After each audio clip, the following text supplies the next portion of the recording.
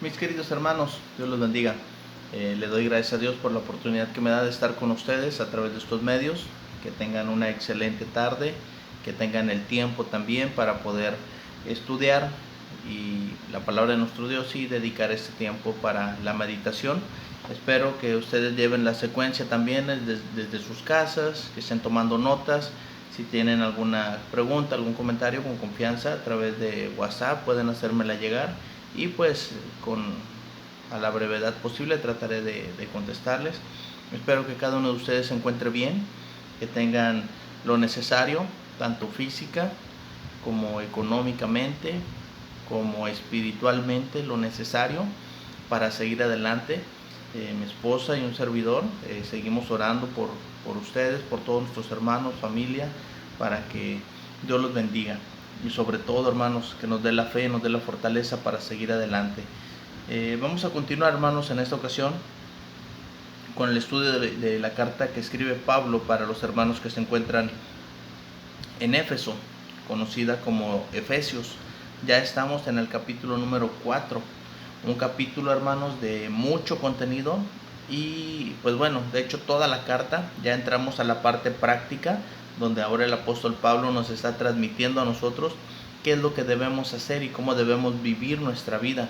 Inició en los primeros versos, hermanos, mencionando Pablo que se encontraba preso y que nosotros andemos como es digno de la vocación con que fuimos llamados. Y menciona ahí algunas virtudes que debemos de cultivar nosotros: humildad, mansedumbre, tener paciencia los unos para con los otros, en amor y sobre todo, hermanos, guardar la unidad. De aquí en adelante, hermanos, de estos versos que estaremos viendo en esta ocasión, Pablo está hablando acerca de guardar la unidad del Espíritu. Y dice Pablo, en el vínculo de paz. En la unión, hermanos, que la paz nos llama, la que la paz nos trae. Recuerden que la paz que nosotros tenemos como cristianos no es la misma paz que da el mundo, no es la misma paz que da la seguridad en salud, la seguridad financiera, la seguridad social, sino la paz que el Señor Jesucristo nos da a nosotros, hermanos, es una paz especial. Y por esa paz que debemos nosotros tener, nos va a mantener unidos. Y de aquí precisamente estaremos viendo, hermanos, los versículos del 4 en adelante. Pablo tituló aquí, como, bueno, los eruditos titularon, mejor dicho, la unidad del Espíritu. Ese pasaje del 4 en adelante hasta el 7, mejor conocido como los 7-1. Sí, habla de un cuerpo, un espíritu, y va a mencionar una serie de cosas en las que nosotros debemos de estar unidos. Un cuerpo, y pues Pablo precisamente hace la referencia, hermanos, de nosotros como iglesia como un cuerpo. Y pues bueno, entendemos, hermanos, que Dios, con el plan que tiene, ahora sí, un plan perfecto, ¿verdad?, llamó a Jesucristo cabeza de la iglesia, y la iglesia la describe como la cual es su cuerpo. Eso ya lo hemos estado estudiando aquí mismo en Efesios, en el capítulo 1, verso 22 y verso número 23, dice: y sometió todas las cosas bajo sus pies, y lo dio por cabeza sobre todas las cosas a la iglesia. Y dice el verso 23, continuando la idea del verso 22, dice: la cual es su cuerpo, la plenitud de aquel que todo lo llena en todo. Entonces estamos hablando, hermanos, de que fuimos llamados a un cuerpo, y ese cuerpo es ser llamados a la iglesia, ser llamados a estar unidos unos a otros como un cuerpo. Nosotros sabemos, hermanos, y entendemos perfectamente, porque cada uno de nosotros tiene su cuerpo, y a nadie nos gusta, hermanos, dividir o fraccionar o seccionar nuestro propio cuerpo. Si un apretón, si un machucón, si una raspada, una caída nos duele mucho, ¿cuánto nos dolerá, hermanos, separar un miembro de nuestro cuerpo? Eso sucede con la iglesia. No lo entendemos porque muchas veces no lo aplicamos para nosotros mismos. Así que, hermanos, pero tenemos que entender esto de acuerdo también al contexto. Recuerden lo que estaba pasando en la iglesia de allá en Éfeso, que había mucho roce con quienes, judíos y cristianos, y precisamente es para allá donde Pablo quiere abordar este tema. Dice: hizo de judíos y gentiles un solo cuerpo, y reconcilió con Dios a ambos grupos, a los judíos y los gentiles, en un solo cuerpo mediante la cruz, Y eso es precisamente lo que nosotros vimos, hermanos, en su momento, en Efesios 2, del 14 en adelante. Porque Él es nuestra paz. Hablando en el verso número 3 del vínculo de paz, dice, porque Él es nuestra paz. Ya no hay guerra entre judíos y gentiles. Dice que de ambos pueblos hizo uno. Lo que mencionamos, hermanos, como una nueva raza o una tercera raza. Estaba el judío, que era el pueblo elegido por Dios, y estaba el gentil, aquel que no tenía, ahora sí, ni pactos, ni promesas, ni nada. Estábamos alejados completamente de Dios. Pero van a ser, hermanos, un nuevo grupo, los cristianos. Y estos dos, judíos y gentiles, ahora van a tener que pasar a formar parte del cristianismo. Y dice, de ambos pueblos hizo uno, derribando la pared intermedia de separación, aboliendo en su carne las enemistades que había entre ambos pueblos, judíos y gentiles. Y dice aquí, aboliendo en su carne las enemistades de la ley, de los mandamientos expresados en ordenanzas, para crear de los dos un solo y nuevo hombre, haciendo la paz. Así que, hermanos, entendemos ahora nosotros que somos un solo cuerpo. Y como el cuerpo, hermanos, está unido, el cuerpo se ayuda mutuamente y cada miembro tiene su función, estamos llamados, hermanos, para estar unidos, para ser un solo cuerpo. Y es bien importante su participación, hermano, hermana, dentro de la iglesia, tanto como local como a nivel mundial. Y a nivel espiritual mucho más, porque estamos ofreciendo esos sacrificios para Dios. Así que, hermanos, cuando está hablando Pablo aquí, los 7 la unidad que debemos de mantener nosotros es unidos en un cuerpo. Pero no se queda nada más en un cuerpo. Escribe Pablo también lo siguiente, un espíritu. Habla de que debemos estar unidos, hermanos, en un espíritu. Y esta parte, hermanos, también es bien importante, porque los cristianos, por un solo espíritu, hermanos, fuimos todos bautizados en un cuerpo, que es la iglesia. Y esto pues lo entendemos cuando leemos Primera de Corintios, capítulo 12, de los versículos 12 en adelante. Porque así como el cuerpo es uno y tiene muchos miembros, pero todos los miembros del cuerpo, siendo muchos, son solamente un cuerpo, dice aquí Pablo, así también Cristo.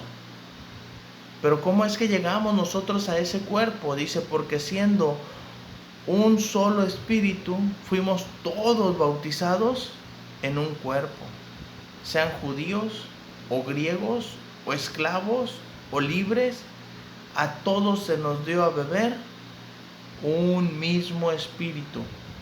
Aquí ya no importa, hermano, hermana, si somos judíos, si somos gentiles, de dónde venimos. Cuando nosotros, hermanos, recibimos el Espíritu de Dios, el Espíritu Santo, somos añadidos al cuerpo de Cristo, que es su iglesia. Y esto, hermanos, es mediante el bautismo.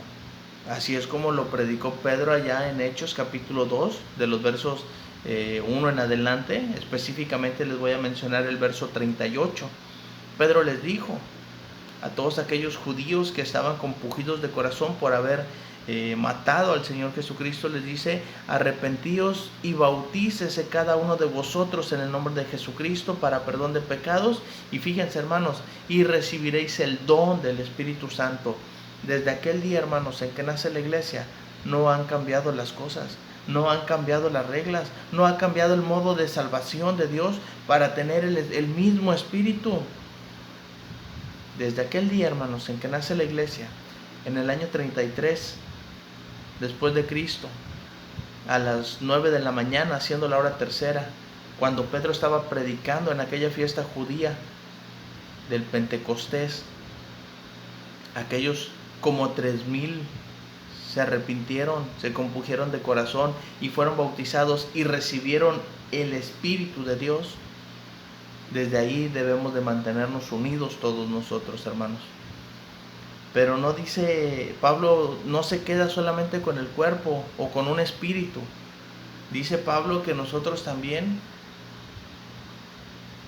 fuimos llamados a una misma esperanza, la esperanza, hermanos, que tuvieron ellos desde el primer siglo, tanto judíos como gentiles, que ya se habían convertido a Cristo. La esperanza era la misma. Y Pablo lo había mencionado aquí mismo en Efesios, hermanos, hablando acerca de esa esperanza. Dice, a fin de que seamos para alabanza de su gloria, nosotros que primeramente esperábamos en Cristo, refiriéndose a ellos como judíos. Primeramente ellos, hermanos, estaban esperando al Mesías. Primeramente ellos tenían la esperanza de que llegara a rescatarlos y establecer el reino. Y el reino, pues no fue el reino que ellos esperaban, sino un reino mejor, un reino celestial. Y dice Pablo también en Efesios 12, en el verso 12, en aquel tiempo estabais sin Cristo, alejados de la ciudadanía de Israel y ajenos a los pactos de la promesa. Y fíjense cómo nos encontrábamos, hermanos, antes de estar en un cuerpo, antes de tener un espíritu, y antes de encontrarnos, hermanos, en una misma esperanza. Dice, nos encontrábamos sin esperanza, nos encontrábamos sin Dios en el mundo. Qué tristeza era para todos aquellos que no conocían de Dios. Pero ahora, hermanos, nosotros que conocemos de Dios, que conocemos la esperanza que está guardada para nosotros, debemos de motivarnos a estar unidos, apoyándonos unos a otros, hermanos. De eso se trata la vida cristiana, de eso se trata la vida espiritual. La palabra, hermanos, que se entiende por esperanza se traduce del griego elpis, que quiere decir el deseo de alguien, el deseo de algún bien con la expectativa de obtenerlo. Anhelamos el cielo, hermanos. Anhelamos la vida eterna. Anhelamos estar en la presencia de Dios eternamente. Tenemos todos la misma esperanza, pero tenemos que luchar, tenemos que esforzarnos por estar todos juntos. Tenemos que luchar, hermanos, por mantener esa unidad en el cuerpo de Cristo, que es su iglesia, en el mismo espíritu, porque a todos se nos dio a beber de un mismo espíritu a través del bautismo, hermanos. Y fíjense cómo lo menciona aquí Tito, en el capítulo 3. Dice, para que justificados por su gracia viniésemos a ser herederos conforme a la esperanza de vida eterna. Así que, hermanos, nosotros tenemos una esperanza bienaventurada, una esperanza, hermanos, que está guardada en los cielos para nosotros. Así como Jesucristo resucitó de los muertos, nosotros, hermanos, estamos también para tener la misma esperanza, la misma recompensa, el mismo galardón, el mismo lugar en donde está Cristo también es para nosotros. Esta es la esperanza, hermanos, que si algún día morimos, lo podemos resucitar en el día postrero, así como resucitó nuestro Señor Jesucristo. Y escribe aquí Pablo, la misma esperanza de nuestra vocación. La palabra vocación, hermanos, es algo que Pablo ya mencionó en el verso 1 de este capítulo 4. Dice, yo pues preso en el Señor ruego que andéis como es digno de la vocación con que fuisteis llamados. Así que, hermanos, el hecho de que nosotros ahora hayamos elegido la vocación de ser cristianos, debemos de andar dignamente, unidos, hermanos, en una misma esperanza, porque a todos, hermanos, se nos está prometiendo el mismo galardón. Así que, hermanos, qué hermoso va a ser que el día de mañana, que el Señor Jesucristo venga, todos alcancemos salvación eterna. Pero dice el apóstol Pablo, no se queda nada más con un cuerpo, no se queda nada más con un espíritu, no se queda nada más con una misma esperanza. Va más allá y nos dice también el apóstol, dice un Señor. Y esta palabra es bien hermosa, hermanos, esta palabra es bien interesante. Un Señor, del griego kurios. La palabra aquí, hermanos, Señor, se refiere a Jesucristo, a nuestro Salvador. La palabra Señor, hermanos, era uno de los títulos preferidos de Pablo para referirse a nuestro Señor Jesucristo. Era, hermanos, también la gran confesión de la iglesia primitiva, era que Jesús es el Señor. No era, no va a ser, es el Señor. Desde aquel momento, hermanos, hasta hoy y hasta la eternidad, Jesucristo es el Señor. Pero ¿qué significa, hermanos, que Jesucristo es el Señor? Incluye un significado de que habla el lugar de autoridad que tiene Jesús. en el cielo y en la tierra, hermanos. Es como lo menciona Mateo 28. Pero, hermanos, también un Señor se refiere a la propiedad que nosotros le pertenecemos a Él. Habla de la autoridad, habla de la propiedad que tiene Cristo, pero, hermanos, también habla de nuestro Señor Jesucristo como nuestro amo, y nosotros somos sus siervos. Pablo, hermanos, en repetidas ocasiones dentro de las cartas que él escribió, usó el término siervo, y haciendo referencia, hermanos, a él mismo, indicando y reconociendo, hermanos, el señorío de nuestro Señor Jesucristo. Mi Señor. Qué hermoso es, hermanos, reconocer a nuestro Señor. Y no es la palabra Señor como nosotros la conocemos, la contextualizamos en nuestro lugar. Buenos días, Señor, y saludamos a alguien con respeto, con amabilidad. No, la palabra Señor, hermanos, lleva un significado bien profundo, que nos quiere decir que nosotros le pertenecemos, que Él tiene autoridad sobre nosotros, que nosotros, hermanos, le pertenecemos completamente y estamos para servirle. Cristo, hermanos, como Señor, es el Rey sobre su reino. Así de fácil, así de simple. Y fíjense cómo lo está mencionando, hermanos, Pablo en Filipenses 2, del verso 10 en adelante. Y dice: para que en el nombre de Jesús se doble toda rodilla de los que están en los cielos y en la tierra y debajo de la tierra. Y dice el verso 11: y toda lengua confiese. ¿Qué debe de confesar toda lengua? Que Jesucristo es quien, el Señor, para gloria del Padre. Qué importante es esto, hermanos. Es la confesión de la iglesia primitiva. Jesús es el Señor. Amén. Claro que sí. Porque Él pagó por nosotros. Porque Él nos compró, hermanos. Porque ahora le pertenecemos. Y porque estamos dependiendo de Él, de su palabra, de lo que Él diga, hermanos. Para nosotros debe ser importante cumplirlo. Y dice Pablo, tenemos que estar unidos, hermanos. Porque tenemos un solo Señor. Todos somos siervos, todos somos esclavos de Cristo, todos le pertenecemos. Él es soberano sobre todos nosotros. Y su palabra es de autoridad. Y su palabra, hermanos, está para que nosotros la escuchemos. Y su palabra está para que nosotros la obedezcamos y la pongamos por obra en nuestra vida. Y dice Pablo, pero no solamente un Señor, sino también, hermanos, una fe. Y qué hermoso, hermanos, es saber que todos nosotros tenemos la misma fe. Esta palabra, hermanos, tan cortita, fe, es una referencia a todo el conjunto de verdades que abarca la religión cristiana, que abarca el Nuevo Testamento, y es una referencia, hermanos, al cristianismo mismo que nosotros estamos viviendo.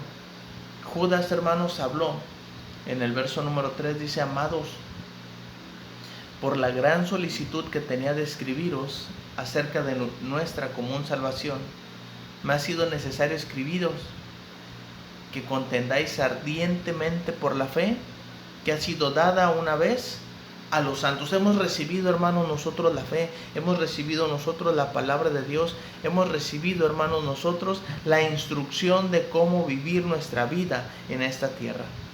Y lo vamos a creer, hermanos, porque Jesús es el Señor. Y lo vamos a creer porque estamos todos unidos en un mismo espíritu. Y lo vamos a creer, hermanos, porque todos formamos parte del mismo cuerpo de Cristo, que es su iglesia. Nos rigen las mismas reglas, las mismas leyes, tanto para los hermanos de aquí de Cozumel, los que se encuentran en el centro de México, en el norte de México, los que se encuentran en Estados Unidos, en Sudamérica, en Centroamérica, en Europa, en China. En todos lados, hermanos, nos rige la misma fe. Y qué hermoso es, hermanos, saber que todos tenemos un Señor y que todos tenemos la misma fe. Porque así cuando el Señor Jesucristo venga y se manifieste, todos, hermanos, que hemos creído esa fe y que contendemos ardientemente por defender esa fe, que no sea transgiversada, que no sea cambiada, que no se le cambie, que no se le quite, que no se le ponga, vamos a recibir un premio, un galardón. Por eso es bien importante, hermanos, que nosotros aprendamos a discernir la palabra de Dios, a amar la palabra de Dios, porque es el modo en el cual estamos rigiendo nuestras vidas. Y escribe Pablo a Tito y le dice: a Tito, verdadero hijo en la común fe. Gracia, misericordia y paz de Dios Padre y del Señor Jesucristo nuestro Salvador. Fíjese cómo dice aquí Pablo, verdadero hijo en la común fe. Hermanos, ustedes y yo tenemos la misma fe, somos hermanos. Así que adelante, hermanos, a seguir luchando, a seguir combatiendo, hermanos, defendiendo nuestra fe. Pero también dice Pablo, un bautismo. No habla de dos, no habla de tres, habla de un bautismo. Y hermanos, el bautismo al cual se está refiriendo aquí Pablo, habla de un bautismo, del bautismo, hermanos, que es válido hoy en día, es por inmersión.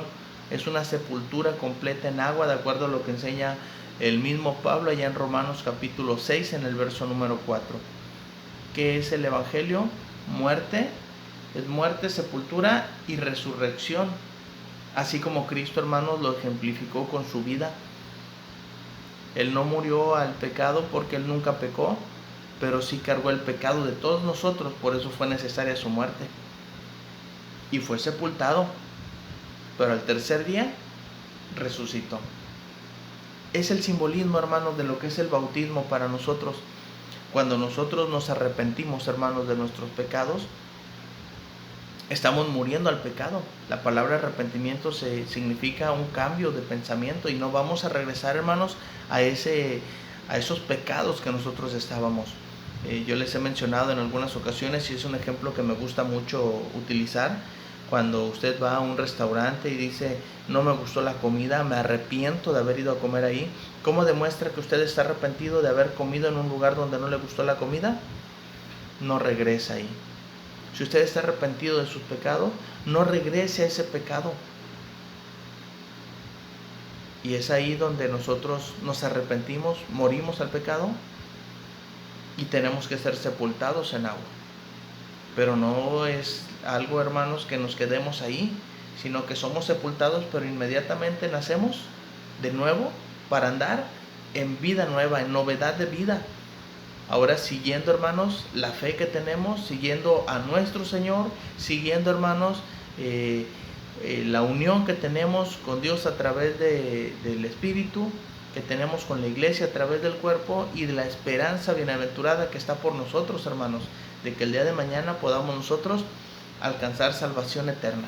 Pero el propósito, hermanos, de ese bautismo, en Hechos 2:41, fíjense cómo dice, así que los que recibieron su palabra y fueron bautizados. ¿Y qué pasó con aquellos como 3,000 que recibieron la palabra y fueron bautizados?